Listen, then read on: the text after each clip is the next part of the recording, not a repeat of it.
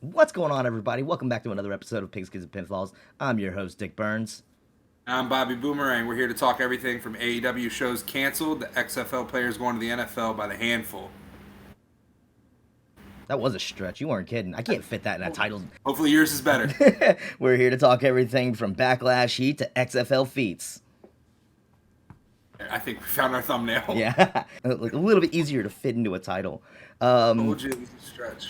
Please, for the love of God, Bobby, never let me do an episode by myself again. You did great. Whatever. Okay, you didn't see how much editing down I had to do. Okay, that was about an hour and a half worth of me talking and me slimming it down to like 30 minutes because I was like, there's a lot of like spinning wheels or where did that go? Or just like all those times like in those early episodes where we didn't plan shit out and we're just like scrolling back. Where did it go? Where did it go? Cut all of that out. Don't get me wrong. Well, maybe a little bit better. Maybe. the finished product that you put out was great. And trust me, I would much rather have been doing this show than driving 17 and a half hours in a U-Haul. Especially with what you told me right before we got on the air. Yeah, for those of you that are interested, the guy who loaded the car under the trailer left the emergency brake on. I towed a vehicle 1,100 miles with the emergency brake on the entire time. My heart is just... it hurts for you. It really does. Yeah. Luckily, it wasn't my car. Well, that's one way to look at it. I'm just waiting to see something get thrown across, like, come into frame, just hit you in the head. Well, she's not in here. We're good. Okay. But yeah, so you did good last week. It was a very important week that I hated I had to miss, but, you know, real life happens, and when life shows up, we got to show up back with it, so... But I'm here now. I'm just glad we have a short week this week. This is like I'm looking at the notes and we just have like a page and a half and it's just like what happened? Oh, that's right. Everybody's on break now. Yes. Now it's we got through draft season, both NFL and WWE. But we got through draft season, we got through Mania season. We knew this time was coming. We knew this would be our quiet period, May, June, July. And then August, and just September, in time for me to start moving, so Right.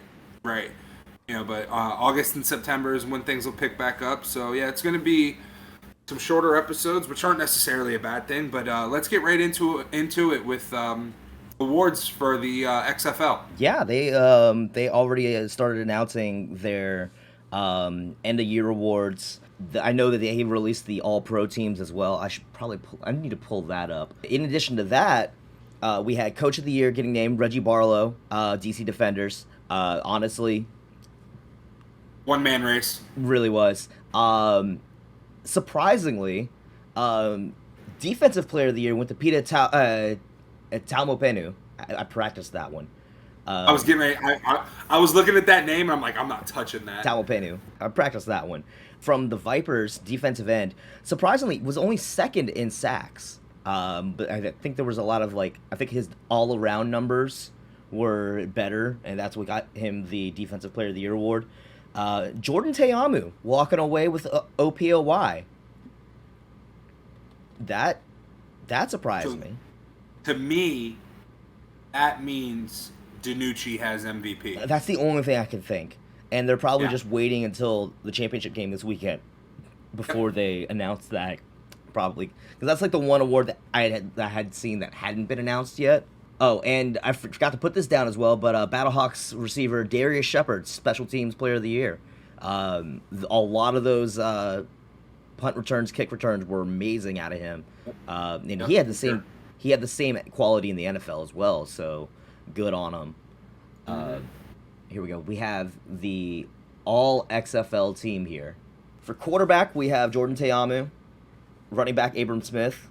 So this is very defenders heavy so far. Defenders backfield. Yeah. Wide receiver, Deontay Burnett from the Roughnecks. Good shout. Hakeem Butler from the Battlehawks. Yes. Lucky Jackson, defenders. And then Jacour Pearson from the Sea Dragons.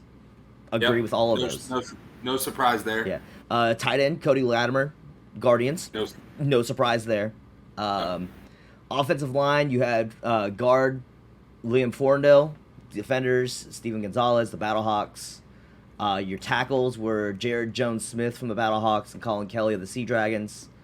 And then a tie at center was Alex Millette of the Roughnecks and Mike Panasuk of the Battlehawks. So a lot of Battlehawks, a lot of Roughnecks. Again, the Battlehawks really did have one of the best lines in the league this year, and that really stands. No Vipers, no Renegades. The Vipers were recognized on defense, however.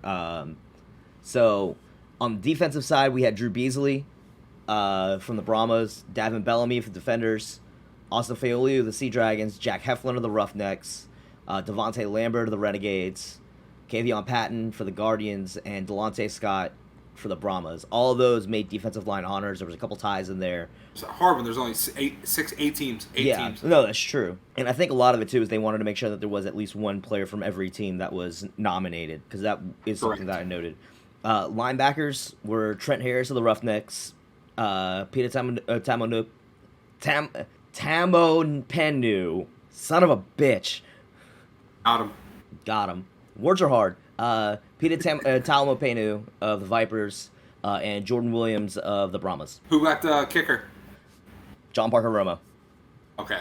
We were getting there still. Defensive backs, we had Deontay Anderson from the Vegas Vipers, Luke Barku from the Brahmas, Ajene Harris from the Roughnecks, one of the leaders in interceptions this year. Same with Michael Joseph of the Defenders. And then surprise there. And then also Lavert Hill for the Battlehawks. XFL specialist again, John Parker Romo was the Brahmas. Daniel Whalen of the Defenders is the punter, and Darius Shepard is the return specialist. So cool. Yeah, no, great. I honestly, all of those are great shouts.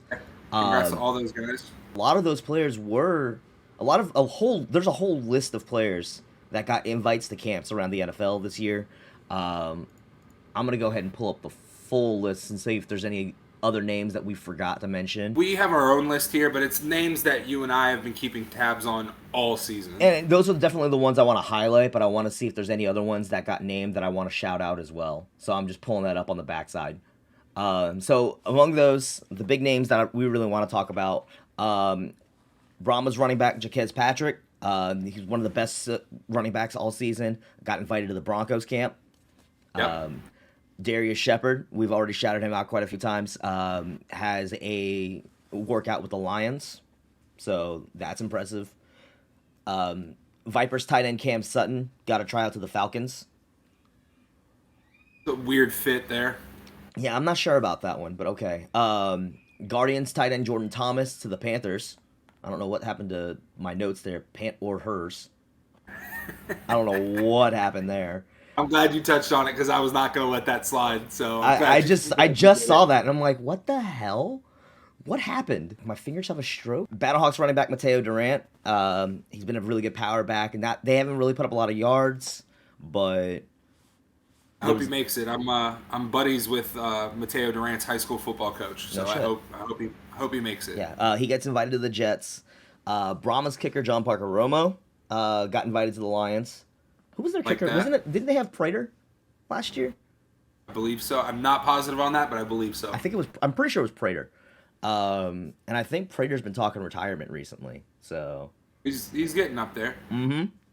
And the biggest one of them all that we got to mention, Ben DiNucci, Seattle Sea Dragons quarterback, potential MVP of the league, gets his tryout with the Broncos. Now. Yeah. Again, towards the beginning of this show, you introduced me to That's Good Sports and Brandon Perna, who, of course, is a huge Broncos fan. And he did a great video, I'm pretty sure that you saw, about the potential for Ben DiNucci to see playing time if he gets picked up by the Broncos. Over Russ. Well, not necessarily over Russ, but the fact that Russ hasn't made it through a full season healthy in a while. Correct. Russell is sitting out at any point. There's a very strong case for DiNucci to get his call out over Jared Stidham. Yep. So, I have to agree with, he made a lot of really good points during that video, and I have to agree with it. It made sense. Don't forget, man, DiNucci was on the Cowboys and saw some playing time that year. Dak broke his ankle. Let's be real. The whole reason the majority of the world knows Ben DiNucci. Words are hard, okay? Gabagool. Ashley's not in the room, is she? No, she's not. No, but let's be real. A lot of the reason that people fell in love with Danucci was the way he was portrayed on Hard Knocks that year. Yep. The way they showed his fight for a roster spot, and then he ended up losing out. It was unfortunate, but let's be real. Him losing out is what led him to the Sea Dragons. So, and he's balled out this year. He really has. Got to get the interceptions under control. We've talked about that time and time again, but I've been claiming it for at least the past 6 weeks that he is our MVP for the XFL. Oh, absolutely! Like hands down, he is winning in every stat category. With the exception, I mean, technically he is still winning in the interception category as well, but that's the one you don't want to win. To be honest with you, maybe I'm wrong, obviously, because we don't know what it's like inside an NFL front office, but I don't see any of these guys getting signed until the summer. Oh, absolutely. That's where you're going to see a lot of your practice squads really filled up. Right. You got to think when they're on that. What is it? They start with like a 80-something man roster at the start of preseason. And dwindle it down to 53. Yeah. So there's going to be very much potential for these guys during the summer to really make a name for themselves. And heal.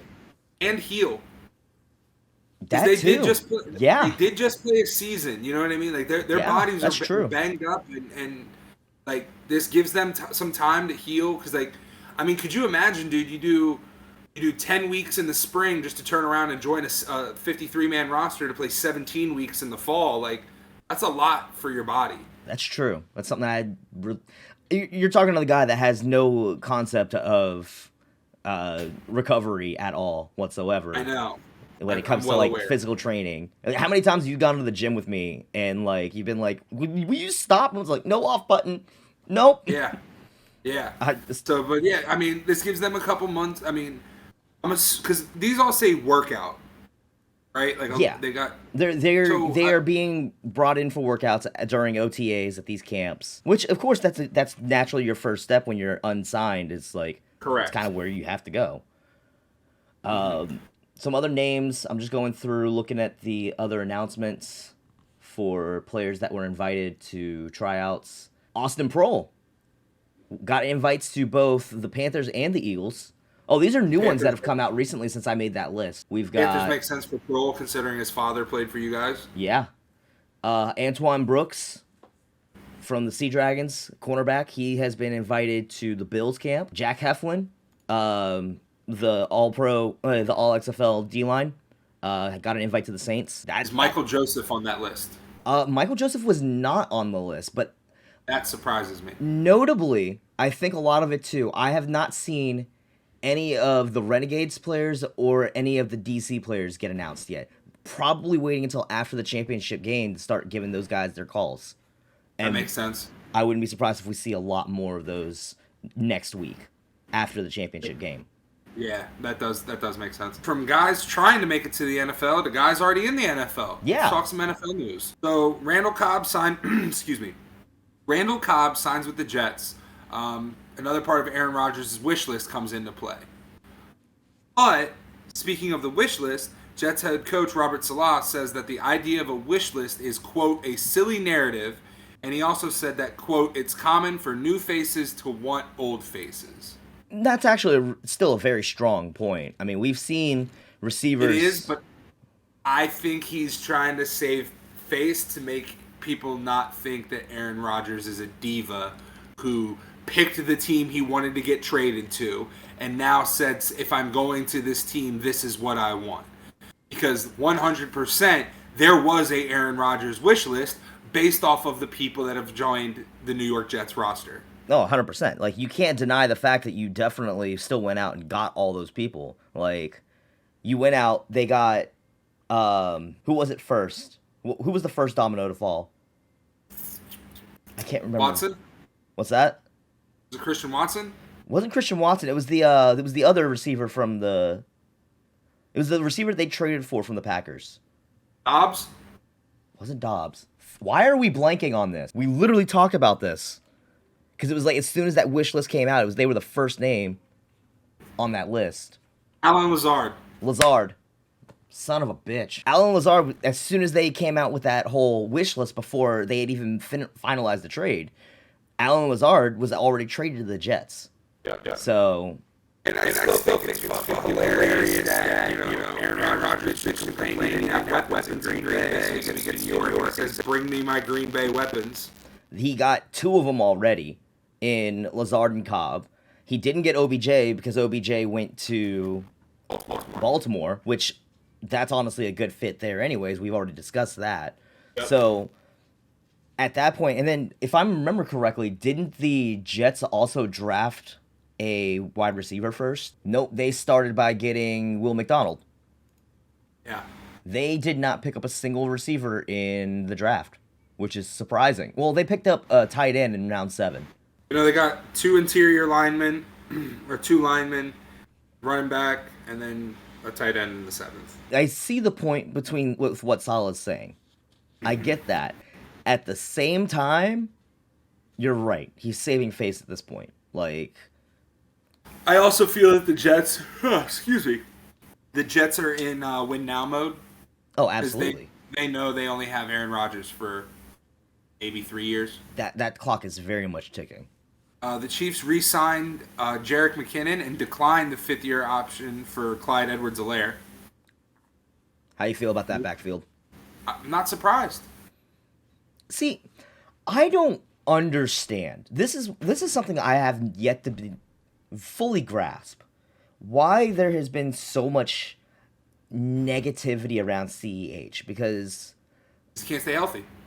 That's fair, but the year he was healthy, he was a star. So I had Edwards-Helaire in our fantasy, and I know that fantasy doesn't translate to real NFL. Before all of you out there want to start jumping down our no, but we're definitely a fantasy. We think fantasy first because we've been fantasy players for years.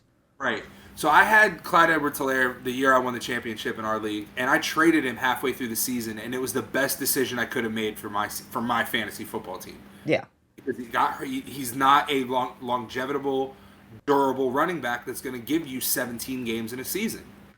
And the problem is, he was drafted, I believe, late 1st or early 2nd round. When you're drafted that high, you're expected to come out and produce almost immediately, and he hasn't. That's fair. I hear all the arguments of he can't stay healthy for a full 17 games, but when he's on the field, he's a rock star. I can't help but hear that and not instantly be reminded of what everyone's been saying about McCaffrey for the past couple years. McCaffrey is way more explosive on the field, though. Agreed. I'm not saying he's anywhere near that level, but at the same time, when he's on the field, he's a great producer. But also, when you look at what Jerick McKinnon produced in the late season last year, I can see why they would choose him over Edwards-Helaire. Because shout out to my old roommate Kyle. The only reason I lost my fantasy football in that league this year was because he picked up Jerick McKinnon in the championship weeks, and Jerick McKinnon put up 32 points in the playoff game against me, and I lost. You ever have those moments where you're seeing yourself on camera? It's like, my beard is uneven. Oh yeah, I did this whole thing before when I got out of the shower before the show. I got you. I don't know. I'm just staring at myself in the camera. I'm just like, holy shit! Like, my beard looks stupid coming out. Now we got to move on to a little bit of somber news. Unfortunately, Henry Ruggs to plead guilty in the fatal DUI case. Honestly, this had been out of the news for a while. I mean, the case is finally coming up. I mean, there's you kind of have to plead guilty at this point. That's all we can really say on the matter. The pictures of the car from the woman that he hit is enough that you can't. Saul Goodman couldn't get you out of that. I believe by him pleading guilty, they're dwindling down his sentence. I think he's looking at between 3 to 10. I read. Mm-hmm. It's a tragedy. It never should have happened. With Uber and Lyft and all the other services out there, nobody should be driving drunk, especially when you're an NFL player who has the money that they have and can afford an Uber or a Lyft or a private limo driver or whatever. Hopefully this him pleading guilty can allow for him to atone for some of the sins that he's made, and maybe he can move forward in his life. Having said that, he took the innocent life of a woman who didn't have a choice that day, and I believe he deserves to be in jail. I didn't know we were going to turn into a legal podcast, but okay. So, and moving swiftly along, just gonna. You said your piece.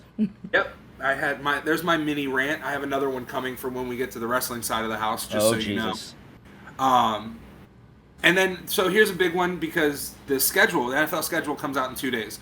Thursday night at 8 o'clock, I will be watching that because the Cowboys play in Miami this year. I'm going to that game. You got to start figuring out what week you have to take off. Exactly. So some notable changes to take place for the NFL scheduling. A Black Friday game will be played for the first time ever. I like it. Yeah. I think it's cool because, Thanksgiving and football go hand in hand. Everybody sits around and eats turkey all day, and then, Don't they already play Saturday games that week, too? They do. So it's just Thursday through. You get the entire holiday weekend to enjoy football. Which is cool because, if you're with your family and your family wants to go Black Friday shopping and you don't, sorry, got to watch the game. Sorry, there's fantasy implications here. Right. Built-in excuse to not go Black Friday shopping. Well, I think also a lot of it, too, is just the world moving away from Black Friday shopping in general. A lot of deals are online. A lot of deals are extended out. It's not, we've seen the past of American culture and Black Friday, and it's we don't want to go back to that. Yeah. God, I remember working at Target on Black Friday. I remember you working Black Friday at Target. That overnight shift killed me. This one's big, and I really agree with this one. Teams are no longer guaranteed one primetime game a season. It should allow for better matchups, specifically in the notoriously terrible Thursday night slot. I can definitely agree with that. If anything, I think, before you say it, I think what they should do is make all-night games throughout, at least from midway in the season, flex them all into your most interesting matchups. I agree. But the reason I put notably the Thursday night game is because teams now can have more than one Thursday night football game. I never realized they couldn't before. And I'm sure the NFL players aren't thrilled about that because if you play a game on Sunday, then you turn around and play a game on Thursday, that's a lot. True, but at the same time, you can't tell me that those players aren't oh no, this is a hotly contested game. That's why we're getting the spot. The adrenaline and excitement factor usually overarches that whole I need time to recover. You're already mentally psyching up for it. Right. And it's not there's going to be a team having 4 games in prime time. Right. It's probably just maybe we'll get the same team twice on Thursdays. Yeah, think about it. Last year when the Cowboys and Eagles played each other late in the season, our game should have been primetime. Oh, absolutely. That was primetime quality. It should have been flexed to primetime. And then Panthers-Bucks last year when it was coming down to who was going to get the division in Week 17. Right. That was one that was perfect for primetime. Mm-hmm. And then the last notable change is networks with a late afternoon time slot will now be able to broadcast a game from either conference. In the past, Fox had NFC games and CBS had AFC games. For interconference games, the road team determined the network that game would be on. So now, conferences aren't dictated to a certain network. Mm-hmm. Basically, all games are free agents, is the best way I can help understand that. Honestly, think about how many times there's been there's only 3 AFC, there's only 2 or 3 afternoon games and they're all in the AFC. You have to be in market for CBS. And then Fox is showing bullshit programming. Yeah, or paid programming. Yeah, paid programming, infomercials and shit. And I think that's a smart business move for the NFL because, okay, Fox, you want this game, CBS, how much are you going to pay? Not necessarily just that, just the fact of instead of, okay, this game can only be viewed on this channel within these states or through these networks because that's your in-market game, as opposed to maybe you want to watch a game that's outside of your market but it's still on television. So say you have I don't know, let's say Chiefs Broncos and then Chargers Texans, I don't know, and those are your 2 afternoon games. you're not both locking them into CBS. Fox has the ability to pick one of those up. That way they can have more eyes on both games because you're not region locked. Yep, I like that a lot. So yeah, that's it for the NFL. But before we move on from NFL, I have a fun fact for you. Oh yeah? I do. What do you got? Tom Brady threw more touchdowns in his 40s than Hall of Fame quarterback Troy Aikman did in his entire career. You're the Cowboys fan here. You have to live with that. I mean, it is what it... That also just goes to show how much the game has changed. No, I agree. But I just found it very interesting that in his 40s, he outthrew Aikman's 12-year career. Yeah. No, that's impressive. Mm-hmm. I mean, we're both notorious Brady haters, so... Oh, big time. Hate that, man. Can't stand him. Respect where respect is given, though. Absolutely. Or respect where respect is earned. Respect is given where respect is earned. I will be the first person to tell you the reason I hate Tom Brady is because he's good. I just never forgave him for Super Bowl 37, so... Also fair. Also fair. Talk to me about... yeah, so we're over here talking about... wrestling. Well, no, so we've just been talking about, like, the ability of getting eyes on a product, more attendance for games, stuff like that. Let's talk attendance for Wembley for AEW All In.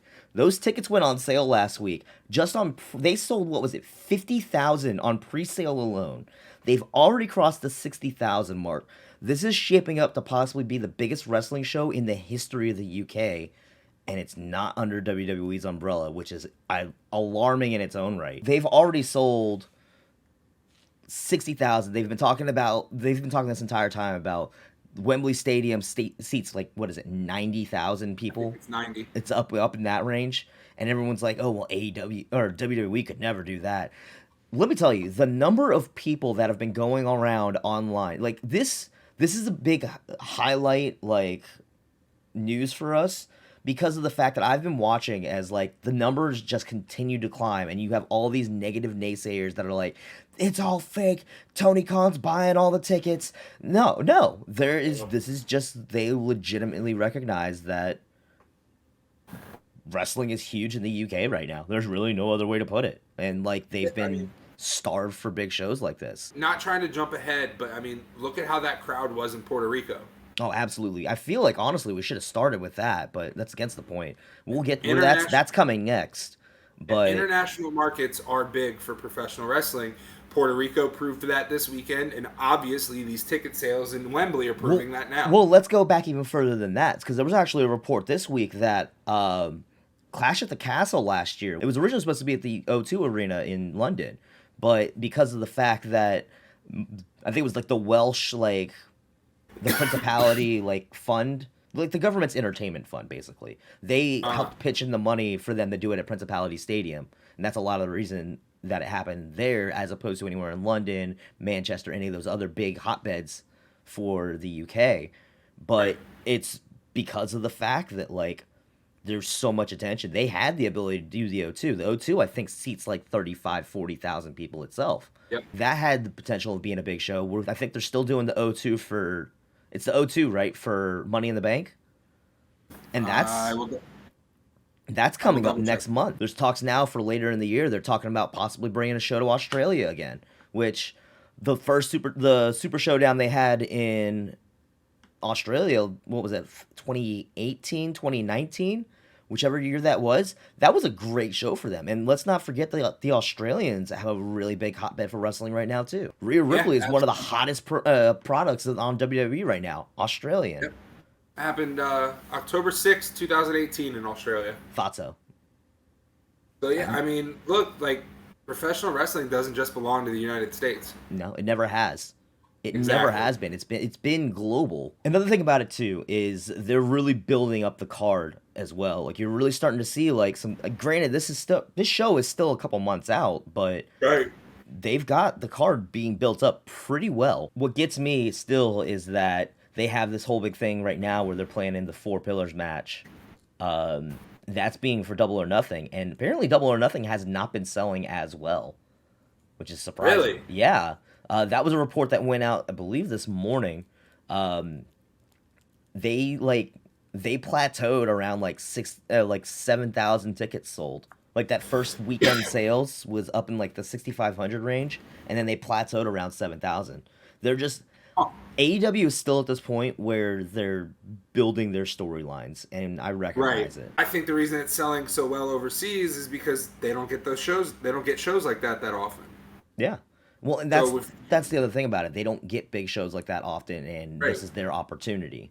So I mean, think about it, dude. Like whenever WWE was coming to town in DC, we bought tickets immediately, whether we knew about what was going to happen. You know.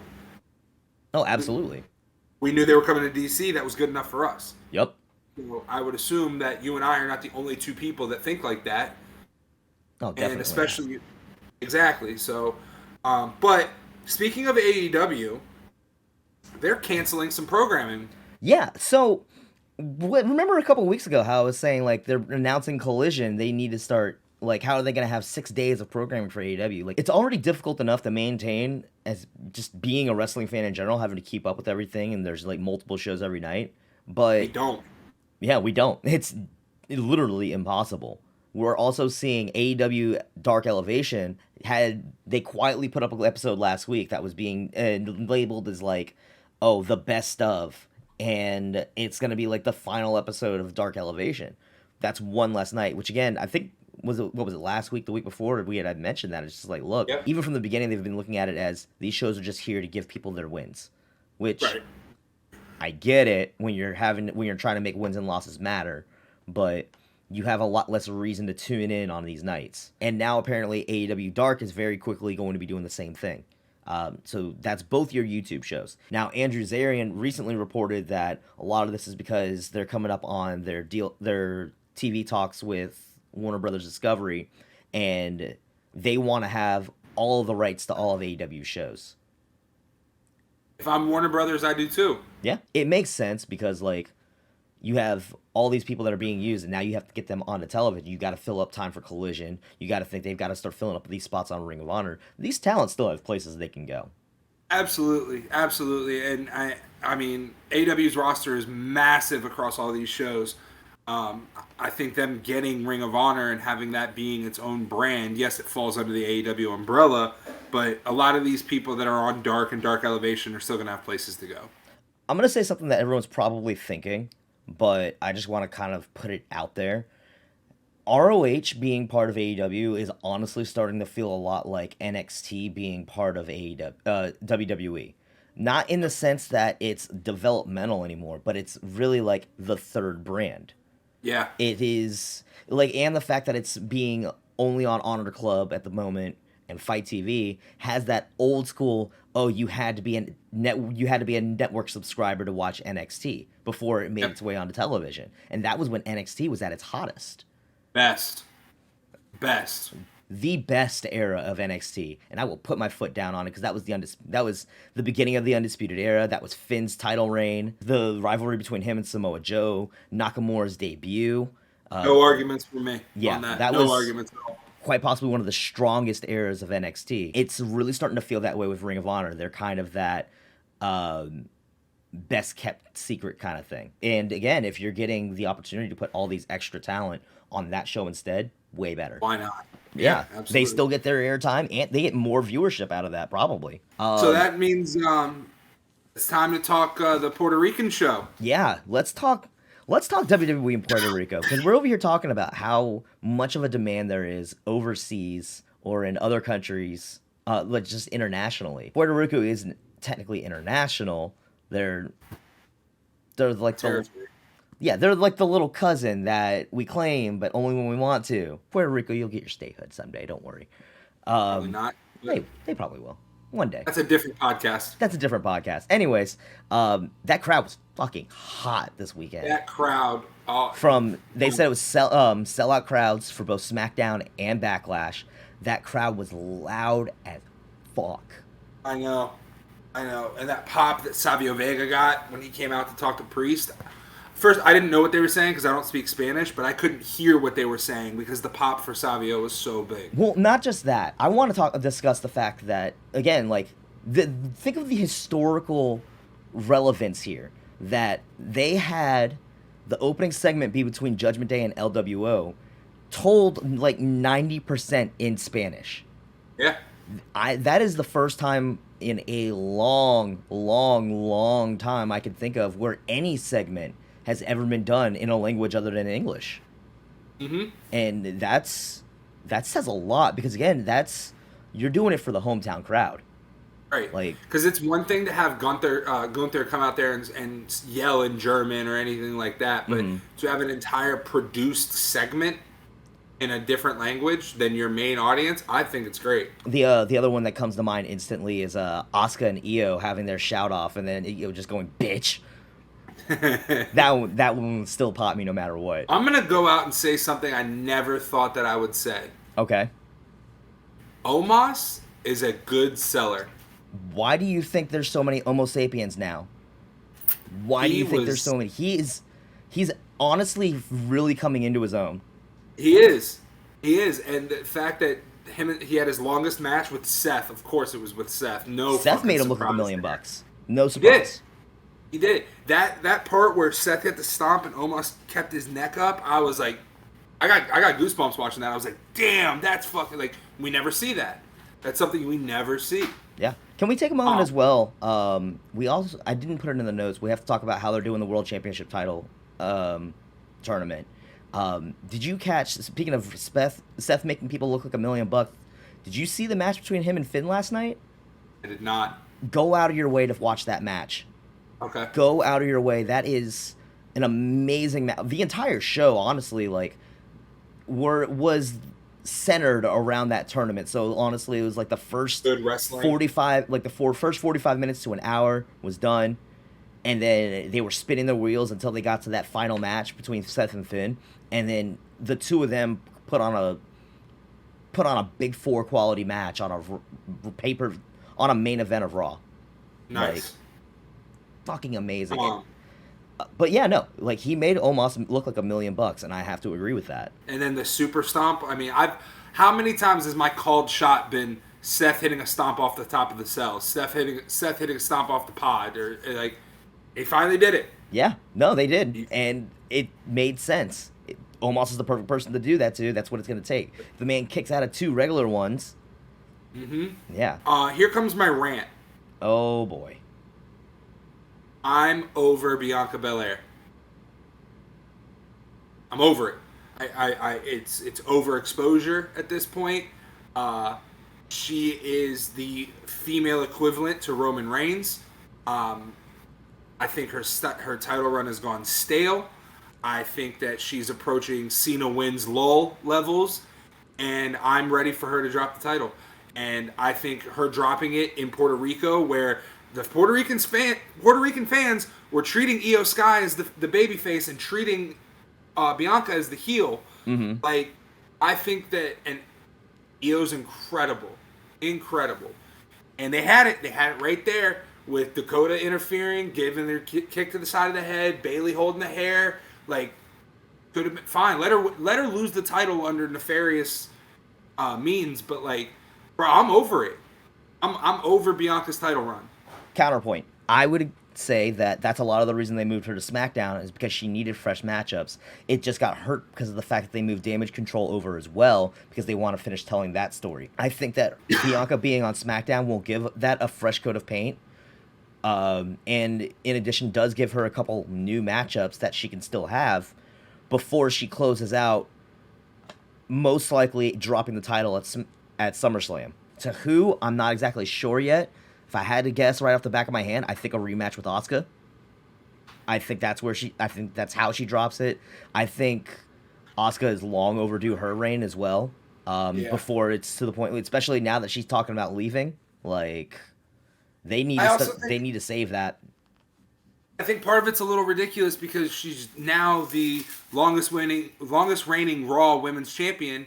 And on Friday night, we're going to have to do that stupid belt exchange. See, that's the thing, too. So they haven't said anything about doing the belt exchange yet. They haven't mentioned anything about it. Rhea was still out last night on Raw defending the SmackDown title, talking about how she's been defending the SmackDown title. Bianca's been talking about how she has the Raw title while being on SmackDown.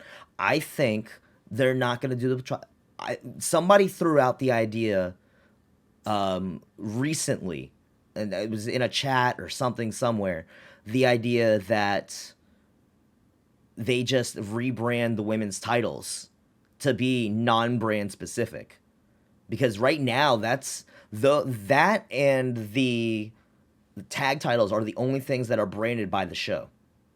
True. And right now, with the tag titles being whatever they are right now, being unified with KO and Sammy, how they ununify those, I don't know. Right. But with the women's titles, especially now that you have this swap like this, I think it just makes sense that they get rid of the branding on it, make them their own individual title, make one of them the women's universal title, make one of them the women's world title, however you want to do it, but just change the names on them,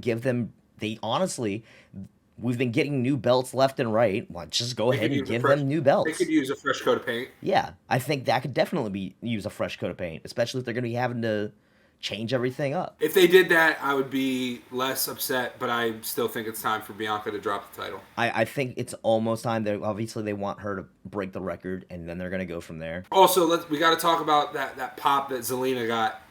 Yes, even though she knew she was such an underdog in that match, the fact that she was still getting that hometown crowd reaction, which is ironic because they actually still billed her from Queens. I know, I picked up on that too. I was like, how are you going to make a big deal about her being Puerto Rican but still bill her from Queens? Yet they were billing Damian and Bad Bunny from being from Puerto Rico. It's like, right.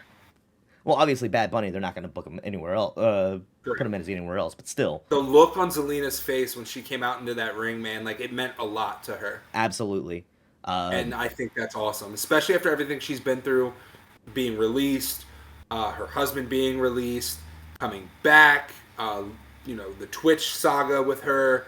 Like it was really cool to see that emotion on her face. Let's not forget her winning Queen of the Ring, and that going almost nowhere. Literally nowhere, yeah. Yeah. Yeah. Like, she was Queen Zelina for a minute, and that was it. And then they just kind of let it fade. Yep. Cody and Brock was what we expected. Mm-hmm. It was a good match. Oh, yeah, great match. Absolutely great match. The sight of Brock Lesnar bleeding like that. And apparently, it was designed. They were not allowed to bleed. He had to bleed hard way, but it was guaranteed they wanted to make it bleed. And after last night's segment, I understand why. I thought I think I read somewhere that the blood was anticipated, but not at that spot. Yeah. I think that was the same thing I heard too. I can't remember from who wrote that or when, but I remember that being a thing. What was the segment last night? So let's just go ahead and talk about the world title tournament and how they're doing this. You've seen how they're doing the tournament, right? So what they're doing is 6 people from SmackDown, 6 people from Raw. Why you're even pulling anybody from SmackDown, I don't know. It's just making and then making the statement of, if they win, they get drafted back to Raw. And it's just like, that doesn't make sense, but okay. It's pretty much a foregone conclusion. They do it as 2 triple threats at the beginning of the show to culminate in a one-on-one at the end of the show. First match. Now, this is something that was even talked about on the Fightful post show. The original rundown sheets that came out had Cody coming out, cutting the opening promo, and then immediately going into triple threat match between him, Balor, and Miz. And the match ends almost exactly as how you'd predict. Cody going for the pin, Cody going for the win, and Brock getting involved and beating the shit out of him. Brock just screaming with stitches in his head, a black eye, like cut all up, and him just screaming, "Look at this face." Like, that is the stuff nightmares are made of. I'm not even kidding. He looked like a legitimate horror movie monster. It makes sense that you did it that way. The one thing that didn't make sense was the fact that they ended up swapping the match orders. Cody comes out, cuts the promo, and then they go into introducing Seth Rollins, which is a 5-minute singing along in itself. It's just like, why are you going into the other match first? They did Rollins, Nakamura, Priest first. The only idea I can come up with is Brock was late and needed time to get into spot. It's the only reason I can think of that. Otherwise, it felt really off that, like, Cody's being like, I'm gonna kick off the tournament, and it's stupid. And then he doesn't. No, it's stupid. Stupid booking there. Balor gets the win. Faces Rollins in the main event. So they play up the entirety of the inaugural Universal title match.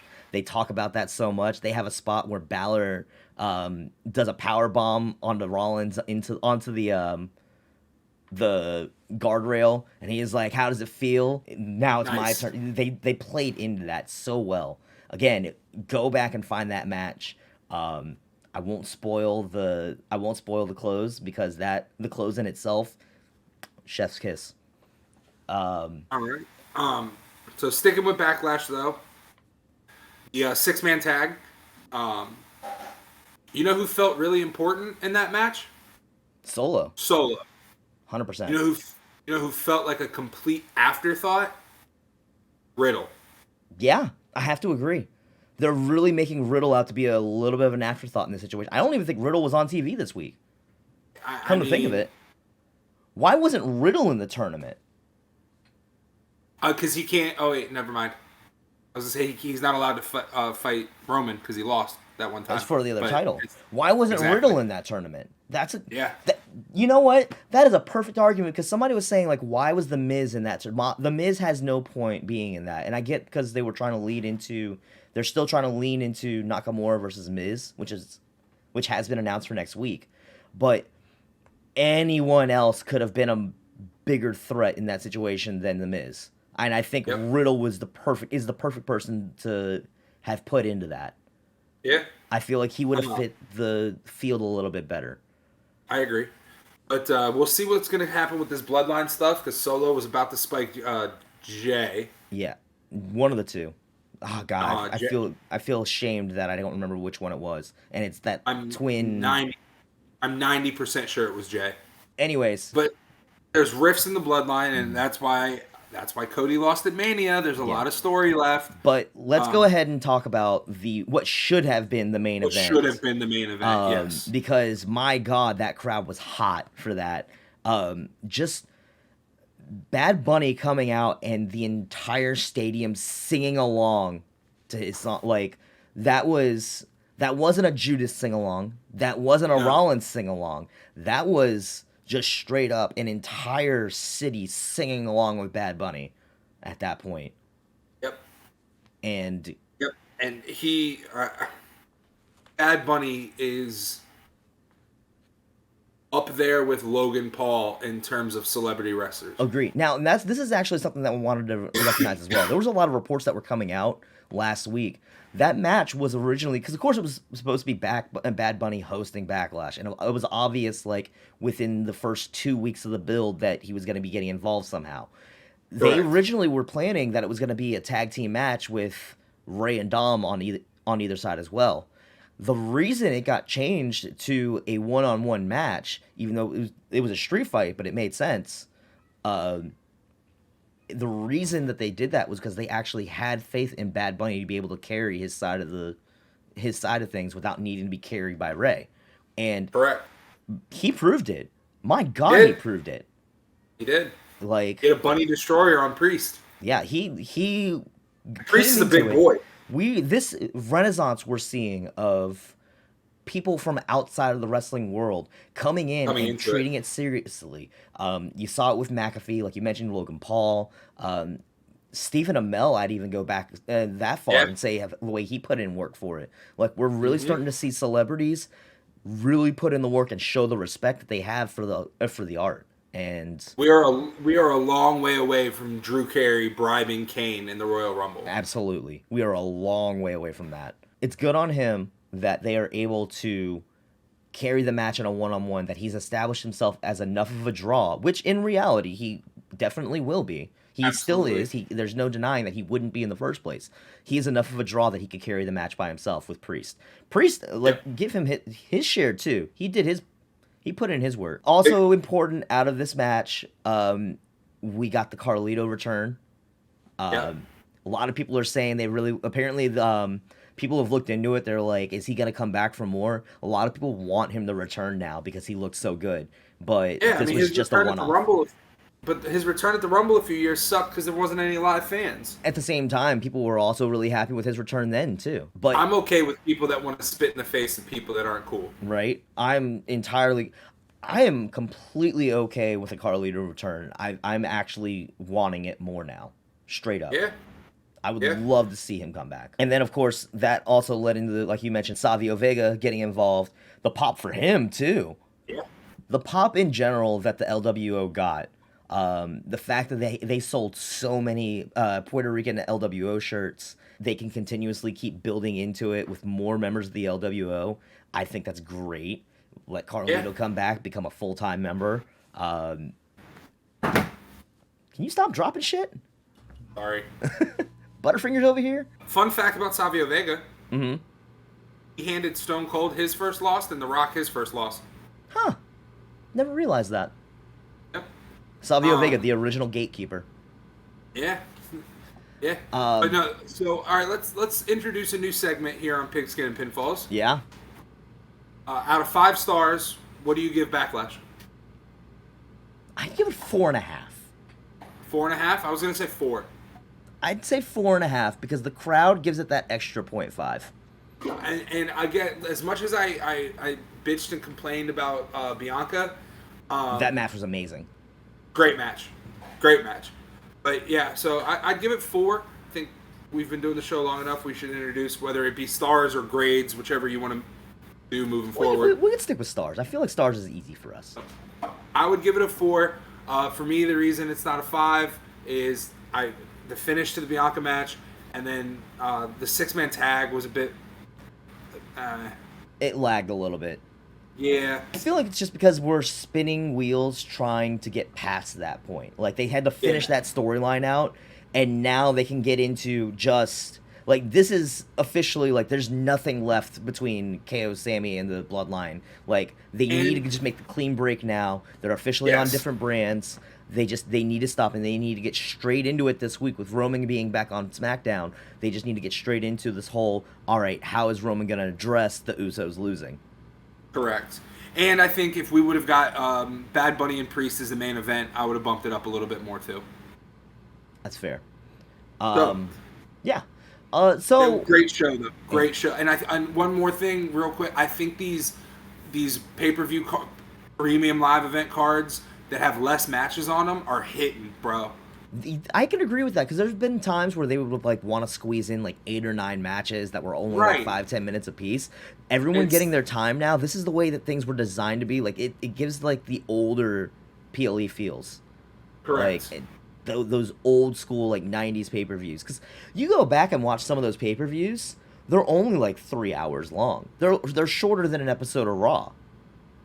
Right. The takeovers were a lot like that originally, and I think it's a little bit more of the carryover of that Triple H feel of things. The fact that it's carrying over, just giving us a couple main matches that have a lot of stakes and meaning behind them, and just go with that. It's a B show. You don't need to make it too packed.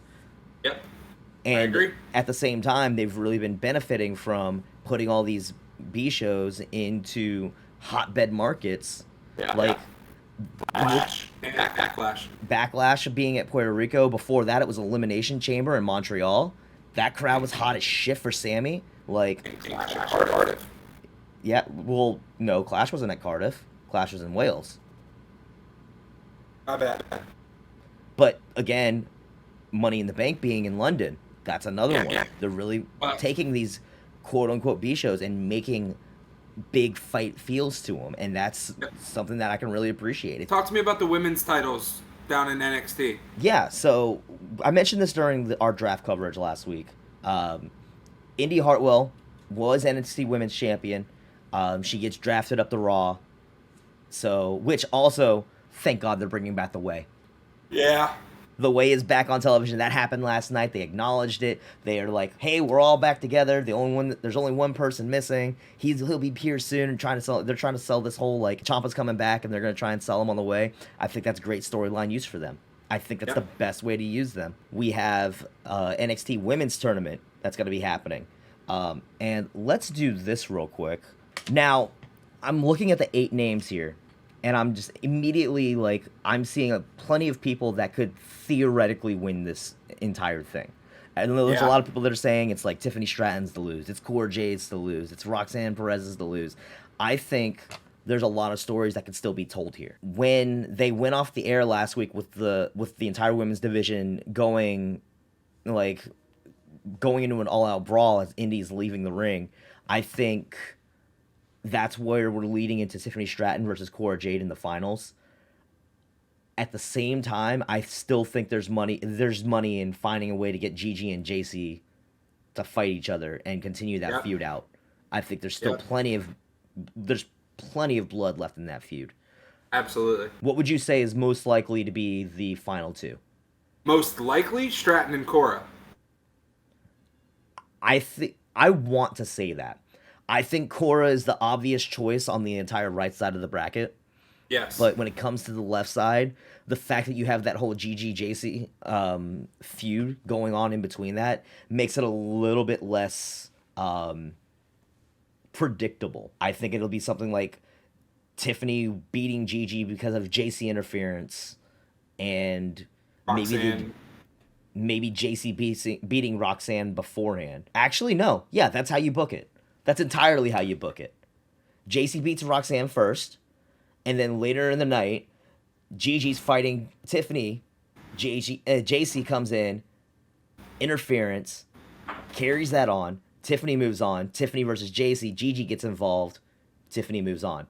And then Cora Jade's the obvious move up from the other side as well. Yep. Which you've been having Cora and Lyra feuding recently, so that just makes sense as well. I agree. So I think you just nailed it on that one. That takes care of the women's tag titles. A little bit easier to explain. Isla Dawn and Alba Fire, they defended it against Casey and Casey last week.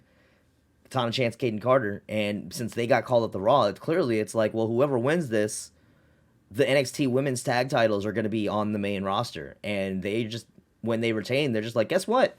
We're going to defend on all three brands. Let's go. And yeah. Which is what the original women's tag team titles were supposed to be. So I want to see the titles get unified then, if that's the case. I know it's a little bit hot of a take, but I want to see the two different sets of tag titles unified and just have one tag team championship for the women's side across all three brands and let them cross brand.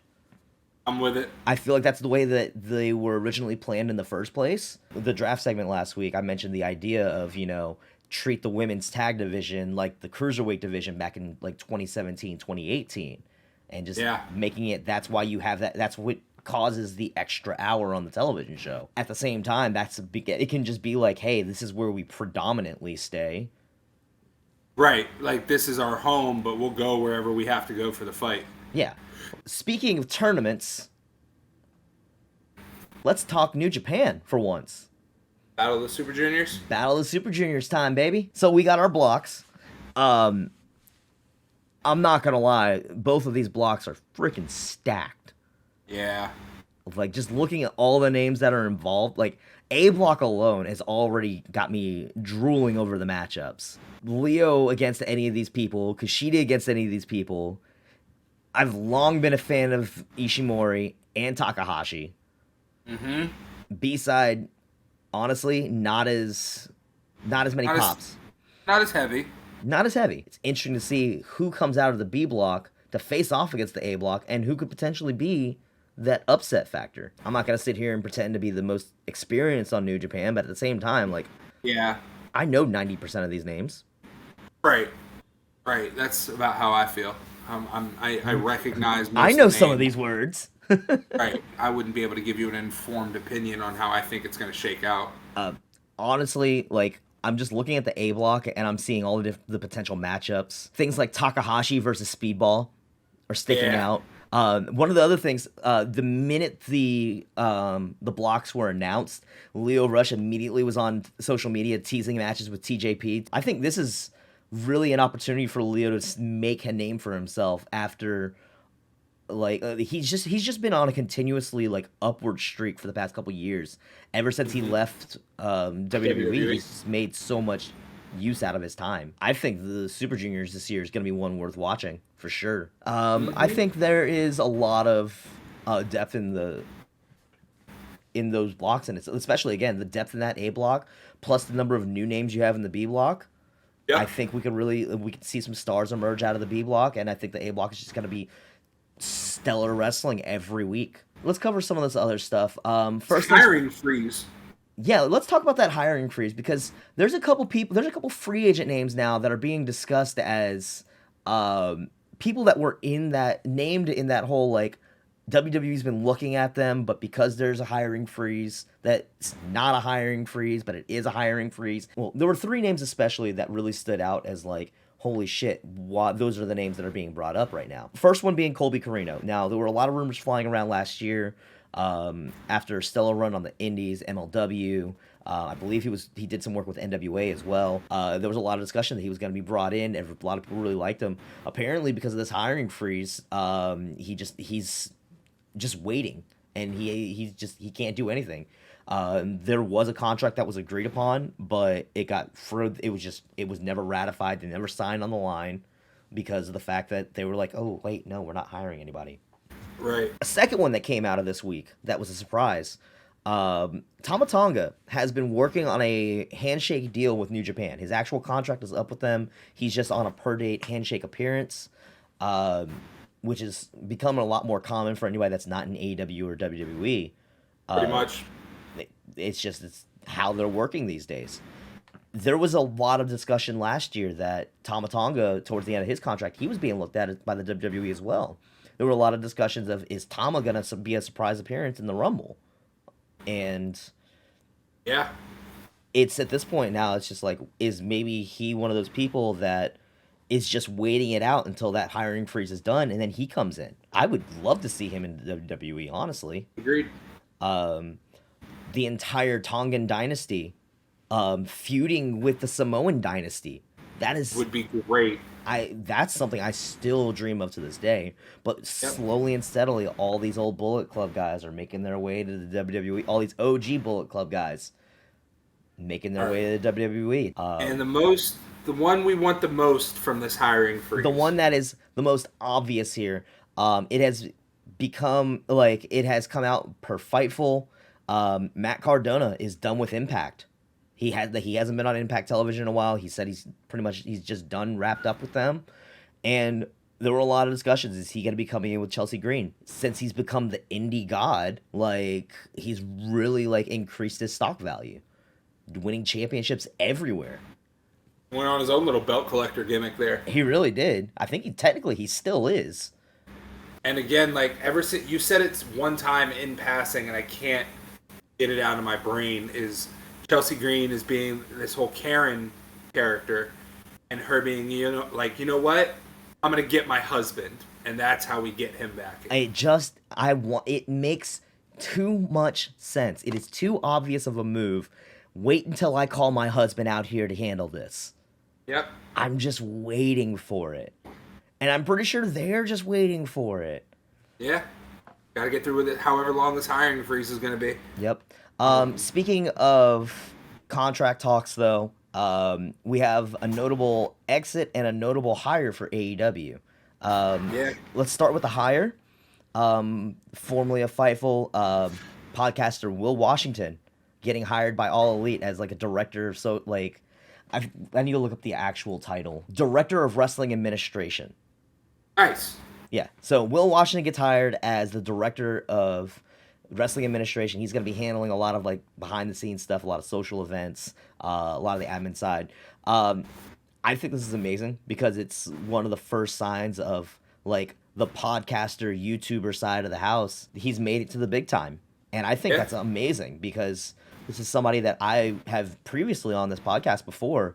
I've mentioned, hey, like, this is somebody that has been putting in work since he was a teenager. And he's just now making his name in the space, like, really coming into his own. I think more than anything, it's validation to podcasts like ours because it's saying that we're not just a bunch of bags of hot air running our mouths. Like, we do have some good insight that some people genuinely cherish. And I know it's us trying to toot our own horn right now, but it's like, it's trying to just give us beat, motherfucker. Yeah, like, we're just trying to make our names too. Like, come on. Exactly. Exactly. From a notable hire to a notable exit, though, we're at that point in time where a lot of these OG AEW contracts from the original signings, AEW, yeah. their contracts are up and they're ready to head out. They're not getting re-signed. The newest one of those being Leva Bates. The librarian is gone. She was Blue Pants. She will never be Blue Pants again. That was a terrible gimmick. I don't care how much everybody loved it back then. Blue Pants was a terrible... Your entire gimmick is, I have blue pants. Like, that screams NPC energy. It screams... Yeah, it does. I like shorts. They are comfortable and easy to wear. Youngster Joey ass. But no, like, a lot of people loved her backstage. She served her purpose, right? Like, her and Peter Avalon with the librarian stuff was great. Mm-hmm. And you said it best before we went live. Like, I think her next step would be Impact. Yeah, I mean, again, and like a lot of people mentioned how, like, especially as of late, she's been doing a lot more administrative, like back of the house kind of stuff. Some of that stuff is some of the things that Will's taking over on. She's always been a good hand. Everyone loves her backstage. They're sad to see her go. It's one of those like amicable splits that it's just like, hey, it's been fun. It's time for me to move on to the next big thing. And Yep. I have to agree, and I kind of wish the best of luck for her. I think it would be great if she goes and fills out that Impact roster. For as deep and as storied as Impact's women's roster has been, I feel like there's a lot of room for new faces to come in and really help bring attention to the brand. Look at Trinity. Yeah, I think Trinity right now could be like an anchor for that brand for at least a few more years, and can really start bringing in some new faces and have some fresh matchups. Before you get into this next one, I got on this. Yeah? I was scrolling through Facebook, and a thing popped up, and it said, former champion in WWE unmasked. And I was like, oh my God, who could it be? I have to click this article. And then I read what?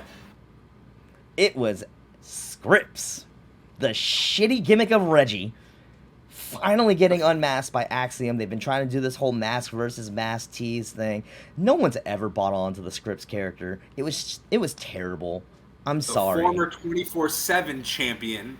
Former 24/7 champion Reggie was Scripps, which if you didn't know that... I mean, the crowd definitely let him know once he got unmasked, and the entire crowd started going, Reggie, Reggie, Reggie. Like, you knew. You definitely knew. Let's hope this is the end of the character. Please, for the love of God. Like, just bring him back to Reggie, even. Just give him some characteristics as Reggie, other than a guy that can do a bunch of flips. Yeah, I mean, like, it's kind of crazy, though, that, like, these like, people that you don't think are going to last in WWE make it, and they're attached to Carmella. And Reggie. We don't talk about that other name. I forgot about that. Yeah. My apologies. No, My you're good. I don't apologies. give a shit. But I'm just saying, that we don't talk about him. He's kind of persona non grata now. These bit players in Carmella's storylines end up fucking sticking around. Nia as well, on way that overdue. note. Nia. What? Nia was part of that too. Yeah. I mean, it's just so, but yeah, hopefully, I mean, I don't want anybody to lose their job, so like, I'm not saying that Reggie deserves to be fired, but like you said, he needs characteristics. He needs a character. Needs something. Yeah. And then our final bit of news, I'll let you take this because I know you feel strongly about it. A little upset about it, man. So, Vice files for bankruptcy, leaving the future of the recently announced Season 4 of Dark Side of the Ring in question. Yeah. It's a shame. I know, like, we were literally just talking. Vice has some good shit. We were literally just talking about how we really wanted to see this new season because we love the work that they do on it. But when you really think about it, Vice really has been a one-trick pony with Dark Side of the Ring. Like, that was their biggest... You may have liked a lot of the other stuff that they were watching, but not a lot of people were watching it. I like their Dark Side of blank series. They have the Dark Side of the 90s, Dark Side of the NFL, Dark Side of the Ring. Like, a lot of that stuff is interesting to me. Yeah, but they're running out of topics. Let's be real, some of those topics on Season 4 that we were looking at, like, they were stretching a little bit for it. Yeah. There were some that I like the shit they do with 2 Chainz, and, like, 2 Chainz is, like, how high stuff and whatnot. Like, that's funny. Yeah. Again, like, you're one of the few viewers that they had. They never really got a lot of viewership, so... Yeah, so I mean, it's whatever. That's gonna do it for us. Next week we have XFL championships. Championship. We'll have discussion on where we're going with this whole World Championship title tournament. We'll have news out of OTAs. Maybe we'll go back to covering USFL since we haven't done that in like 2 weeks. Had to take a break from that. You were moving. It makes sense. Yeah. Yeah, we'll be keeping an eye on the news like we always do. Make sure you leave a like, comment, subscribe. Any engagement really helps us out. We really appreciate everybody that comes out, watches these videos. Again, I'm going to start cutting these down more so they're a little bit more tolerable for people. Getting rid of a lot of the spinning wheels and stuff. Yeah, we really appreciate it, though. Until next time, I'm Dick Burns. He's Bobby Boomerang. That's going to do it for us this week. We'll see y'all next week. Same bat time, same bat channel. Y'all have a good one.